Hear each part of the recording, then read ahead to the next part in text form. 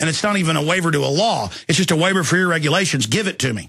But the courts have ruled you don't have to fill that out because you then sign the form and basically say you're a bad parent, which they then try to use with CPS to take your kids, and that's what this doctor did to our guest. We'll go to another clip of that in a moment where they're talking about injecting kids without parental consent on CNN and Fox.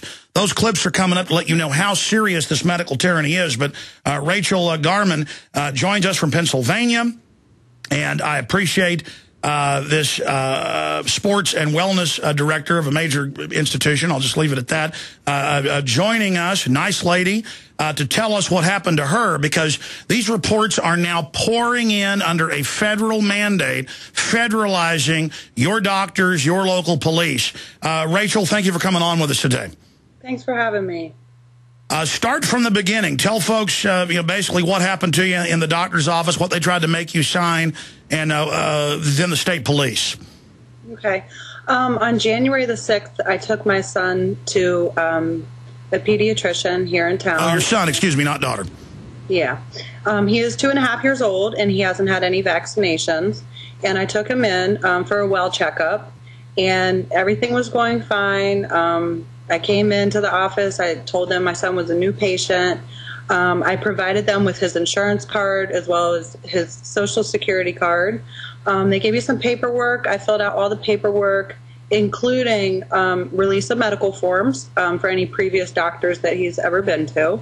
Went in, had the appointment with the doctor. Everything was going great.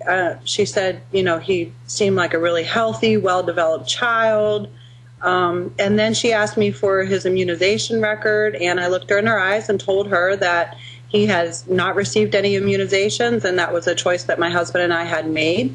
And from there, things went kind of downhill. Of course, she tried to talk me into the vaccination. She told me about how, these different outbreaks have occurred, and went on and on and on. And, and I, again, just took my stand and just said, this is just the decision that we've made. And I said, I've done a lot of research on this. If there's any kind of new findings or new research out there that I should look into, I'm willing to take a look into new research. I research all the time. So, I felt like I was being pretty open. We finished up the appointment. I mean, seemed like we were having pretty good conversation. She told me about how she had gone to Africa on medical missions trips, and I'd been to Africa before too. So, I thought things were okay. And I left the office, and I had refused to sign the APA. It's like a disclosure statement or something of that nature, saying that, I understand that not giving my child vaccinations could put them at harm for a fatal disease or something of that nature. Yeah, it's basically saying you agree you're a witch and should be burned at the stake. I mean, they're getting you to say, I'm a bad parent, I'm endangering my child, when the statistics are out there. The vaccines overall are more dangerous than all these supposed diseases out there, and they know that. They won't tell people what's on those inserts. It's kind of like TSA telling their own employees, oh, there's no radiation from these scanners, and then they get caught lying. I mean, it's all part of this American Medical Association propaganda. So when you sign that, they then use that to try to sick the CPS on you by you agreeing that you're a bad parent. Yeah, so I had done my research about that, and I knew that I didn't want to sign that. So I told her that I wasn't going to sign it. Again, I left the office, thought everything was okay, went back to work, went to my sister's house for the weekend, and when I got home on Sunday evening, I had 2 notes on my door from a state trooper asking that I call her immediately. So I tried to call. Of course, she wasn't on duty at 9:30 at night, so I had to wait till the following day. I got her on the telephone. And, the state trooper, she was decent about the whole situation. She said, this is really minor, but whenever I get a call like this, I do have to look into it. So, you were at the pediatrician on Friday, correct? And I said, yes. And she said, well, we received a phone call that you refused to show your ID and that you were acting strangely. And I proceeded to tell the state trooper that I had never been asked for my ID, and I wasn't acting strangely. I said what happened was I refused to give my child vaccinations, and I refused to sign the APA's form. And I'm assuming that's why the pediatrician called the police. But let's stop right there. In America, you go in, fill out all the forms. They know your name, where you're at. They never ask for an ID when you go into the doctor. And then they call the police on you. And we're showing a letter on screen right now. One of the two notes, we'll show the second one, where the trooper comes to your house because you're acting strangely, like the secret police, the thought police, to want to know why you were acting strangely.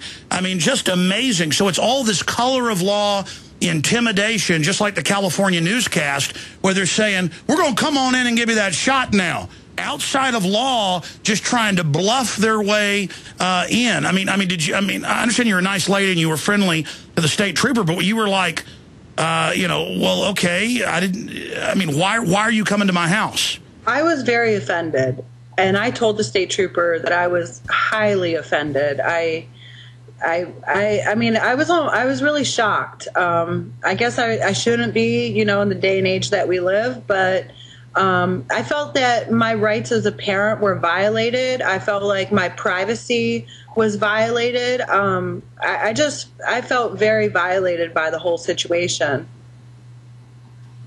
Well, look, this doctor, and of course you told me, I don't know why I got it in my head, it was a daughter, a son, had been to pediatricians before. I guess you're going to a new pediatrician, and there never been an issue.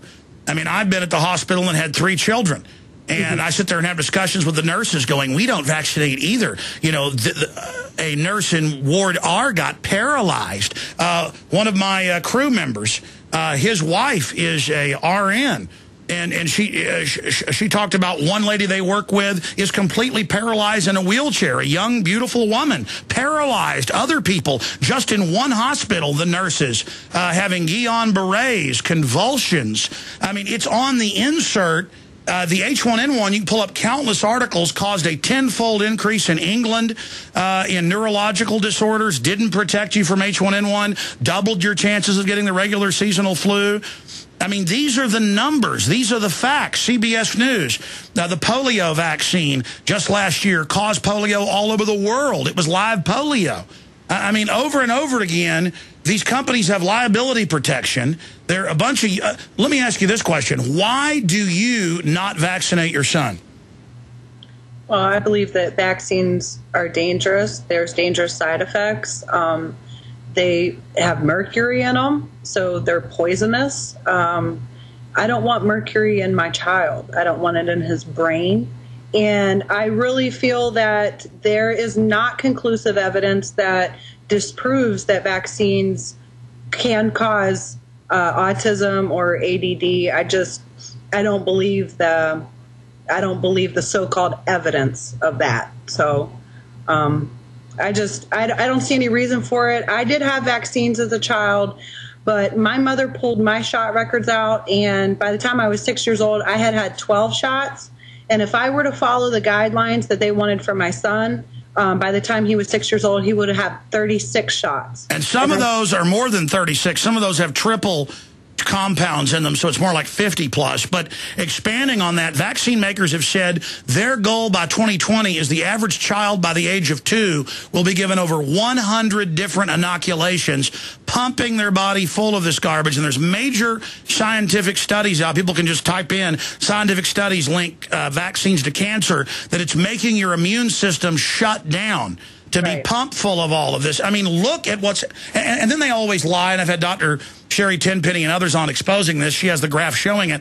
In the Western world by the 20s, open sewers were shut down, hygiene was upped, soap, sanitation, so diseases go way down. By the 50s, when vaccines get popular again, the diseases actually go back up a little bit. Not to what they were before, but they go up a little bit. I mean, we're living less now in the U.S. and in Europe. We have the highest cancer rates, and vaccines are a big, big part of it. Could vaccine science actually help sometimes? Yes. Is inoculation a real science? Yes. But when you're giving them hundreds of these things, and the companies, I mean, take the H1N1. It just came out, what we already knew, that it had piggyback viruses in it. Same thing with the Gardasil shot. Now we just showed a headline for Prisonplanet.tv viewers. Radio listeners can just Google Pennsylvania vaccine waiver form law, and it says it's not a law. But then we have articles where the news are reporting and telling parents, take your vaccines or go to jail. Let's put that Pennsylvania code back up there. Did she ever try to tell you it was the law, or did she just try to pressure you into doing it?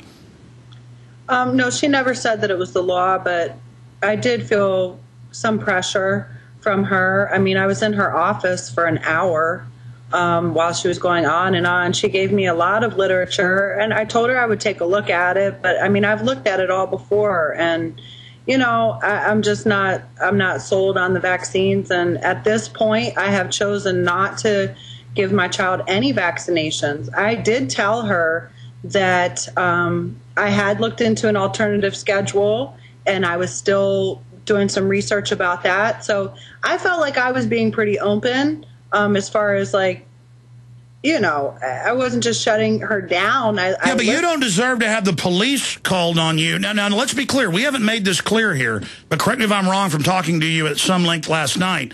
Not only did the state police come to your house 2 different times over the weekend, and thank God you were at your sister's visiting and gone and left notes, the CPS was with them. So you see, when this doctor called you back and said, honey, I don't know what you're talking about, obviously she just wants to launch the CPS on you and then act like she didn't call in some type of neglect call, but that's clearly what happened. Let's explain. You didn't just have the state police visit, who were guaranteed going to try to force their way in, but the CPS was with them.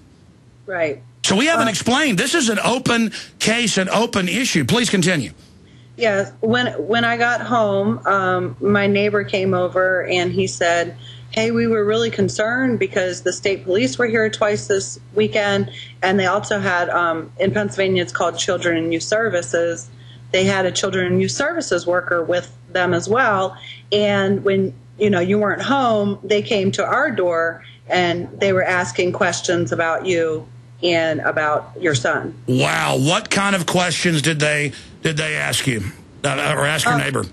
They asked, you know, do you know Rachel? Do you know how many kids she has? Wow. Do you know what kind of mom she is? Oh. Yeah. Trolling for ways to take your children. And for this doctor, it's just nothing. Oh, she didn't take the shots. And here they come preemptively trying to get some dirt on you. Thank God you never had a problem with your neighbor, or they would use your neighbor's affidavit in their kangaroo eugenics court, their race hygiene health department court. That's what family courts are. Set up 1910 New York, Rockefeller Foundation. Kaiser Wilhelm Institute in Nazi Germany was the model of that. They learned from us. I'm not trying to scare you, but for parents out there, the incredible creepiness. We should have started the interview with this. Not just police, but CPS, and asking your neighbors questions. And CPS will lie and even make stuff up. What else did your neighbors say they said? Well, he really didn't speak to him. He told him, look, I'm not involved with this. I don't want to talk to you. And he pretty much shut the door on him. Unbelievable. Now, this is obviously an open case now, but you are, again, a professional woman. You are very credible, and you know, you're also attractive. I'm sure your husband is a comparable type person. I hope you go after him because this is a false report of neglect. This is official oppression. This is harassment.